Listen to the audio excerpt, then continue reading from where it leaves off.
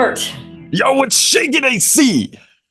Okay, I gotta tell you, I was just at a franchise conference, the Fagry Drinker Summit, and I met this amazing person. Her name is Jennifer, and oh my gosh, I should have looked before we got on this call how to pronounce her last name, but she goes by JY. Oh, no way. Yeah, and I was like, oh my gosh, that's so cool. I'm AC. And we know a dude named JW. What's that? And we know a guy named JW. Yeah, JW. I love initials. Like, and then I call Pete Baldine PB because I think this all started because you called me AC. I think you started with this in our rants, right? Yep, yep. And then I think Pete Baldine's was like, And you renamed your company to it. yeah, well, yeah, exactly. But I think Pete was like, "Hey, AC," like the first time he ever said it, it was kind of funny because it was like, "Oh, okay." Yeah, and then other people started calling me AC, and then yeah, and then I didn't rename the company. Everybody just always called us AC Inc. Like, Wonderful. okay, yeah, which is way better. Like, wait. That's another topic for another day because I will say people are always like, you shouldn't name your company by your name because Sounds you'll like never be able to. a Well, branding you'll topic, say, you know? yeah, and they're like, well, you'll never be able to sell it. I'm like, oh, that's interesting because when my dad sold M&M Meat Shops, which is two people's Yeah. names, they're his and his at the time business partner, and then the private equity company invested in tons of research on what to keep and what to get rid of. The one thing people didn't want to go was the M&M, Yeah. the name's name, and then there's like A&W and there's Wendy's, and anyway, so I think it's interesting that. But anyway, so AC, yes. What's going on? Uh, Okay, back AC to met focus. JY. I focus, yeah, totally. Okay. Like girl, Okay. shiny Listen. objects. Okay. Listen. All right. Let me bring us back into focus here. So I've been seeing all these emails going out about your roundtables and all that sort of stuff, and there was one that really caught my eye. I unfortunately was unable to make it because we're opening locations left, right, and center. But it was about incentivizing franchisees to be motivated. Mhm. It had some context in there around contests and sweepstakes and things like that. I mean, there's a legal difference between those, but who cares? Uh, um, and I wanted to jump in and ask your thoughts on this because I have some very specific thoughts on motivation of franchisees in particular.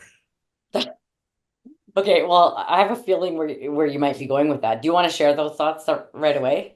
Well, yeah, okay. I was just gonna say So, that, like, regarding motivating franchisees. yeah, there's Okay. like people oftentimes say, courage isn't going out and doing something. Courage is doing something in spite of the fear you already have, you know? Right. So to me, motivation isn't just going and doing something. Motivation is doing something when you actually don't feel like doing it, right? Hmm. So Hmm. when you're trying to motivate franchisees to do something, the ones that are going to do it are already motivated. They're the ones that are excited about it.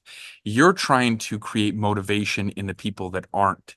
And I question whether you can actually motivate people or whether you can create a context where that person can become motivated or motivate themselves. Yeah, okay, well, maybe this is a different topic than you were originally going to talk about because now that you said that, I kind of want to go there because I Okay, think if let's go there. yeah, like actually, you know what? That's really ironic because I had a different idea in my mind that I couldn't remember, and I think this was it. And I think it's the difference between motivation and willpower, or discipline is a better word I'm going to use. I think it's interesting. Like it's not always that we have to have motivation. We have to have discipline because Mhm. you can't wait for motivation to come and wait Yeah, until you feel motivated to do things. Like you said, sometimes you have to have courage and you have to, I'd say, have discipline.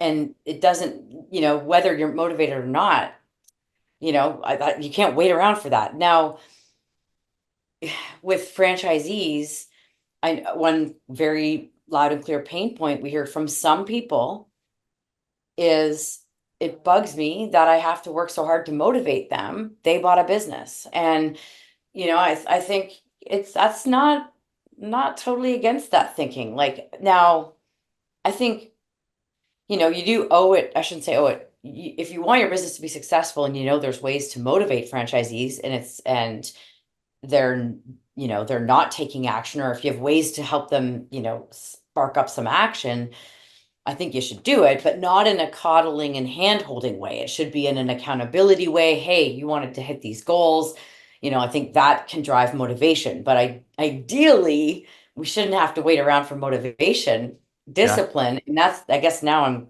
definitely ranting and rambling, but that's, I think, why one of the things about veteran people that that are veterans who become franchisees often do well, because I think they have more discipline. They don't wait around. They know when they were in their in the service, they had to have discipline. It wasn't like, I'll decide today if I'm going to have motivation, right? Yeah. Well, you know what? I'm sure there's many different ways to think about motivation, but two that come to my mind are, the best way to create motivation, one is to not have a plan B. You have a plan B and a backup of this doesn't work. I got my spouse's job or whatever, right? You're a little bit more cushy there, and you're maybe Yeah. not as motivated. And a second one is to actually hit rock bottom, where like your livelihood is so dependent on this that you have to make it work. Right. If it's too easy, then motivation can flee. Right. And on the subject of discipline, well, yeah. So on the subject of discipline, I think discipline is a factor in willpower, but also a byproduct of willpower. And to me, willpower is a muscle. You have to train it. People aren't just born with Mhm. willpower. You know, Oh, today totally. today I'm going to go to sleep 5 minutes earlier, 10 minutes earlier, 15 minutes earlier, whatever it is. That's you're training your willpower. Once you've trained your willpower, you can now have a more derived version of discipline. But also, you need discipline in order to have that willpower. So it's this big like, you know, Venn cat diagram. hairball. I was gonna say, what about a Venn diagram? Yeah. Maybe. I don't know.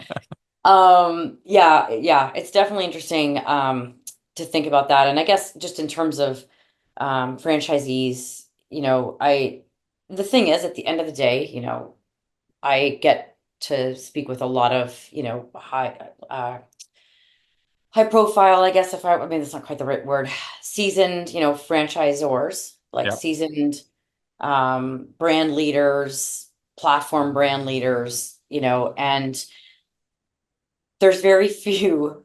It's pretty, I don't know if I've ever, let me put it that way, seen someone in a seat like that's been around, seasoned in franchising, say, no, you shouldn't try to motivate franchisees. Like, if it, like, it is a good idea to help them, because that is what you sign up for when you're a franchisor. You do sign up to support them. I mean, yes, you could just give them the system and, you know, hopefully they'll figure it out and be profitable, but they became a franchisee usually because they want not just the support from the franchisor, but that kind of ongoing community of support, and they didn't want to go make up their own thing. So I think it is, something to accept in franchising, and that's also at our roundtables when we did, and maybe we'll do a part two sometime about what we actually talked about at the roundtables, like the specific examples of contests Hmm. and ways to motivate franchisees other than just through motivation, but like using fun gaming, like gamification and things like that. Maybe we can do that another time. But at the end of the day, the consensus really it comes down to like, you have to suck it up and do it. If you want to help your franchisees and you want successful franchisees that are, growing and achieving and happy, that you're going to need to, I mean, it makes sense to help motivate them. Yeah. But ideally, if they come in with discipline, you're probably ahead of the game. Yeah, it makes you wonder whether, like, in general, one of the DNA of a successful franchisee or something that is, transcendent between all different franchise brands is that your franchisees, your prospects have to be motivated. And I don't say motivated like the average person. I say motivated to really hustle, really build, get involved in the Yeah. and just Yeah. looking at the general population, I don't feel a vast majority are like that. A lot of people are fairly content. Yeah. Well, and I've got the DNA of a high performing franchisee, and that is built into it, like they have to be hungry to get out into the community and sales oriented and have grit and all that. But yeah, it's hard because not everybody's got it, so it can be a lot of work on the franchisor side. So All right, let's wrap it anyway, up, AC. all right. Are Three, we? 3, 2, 1. Go Oh, be be awesome. awesome.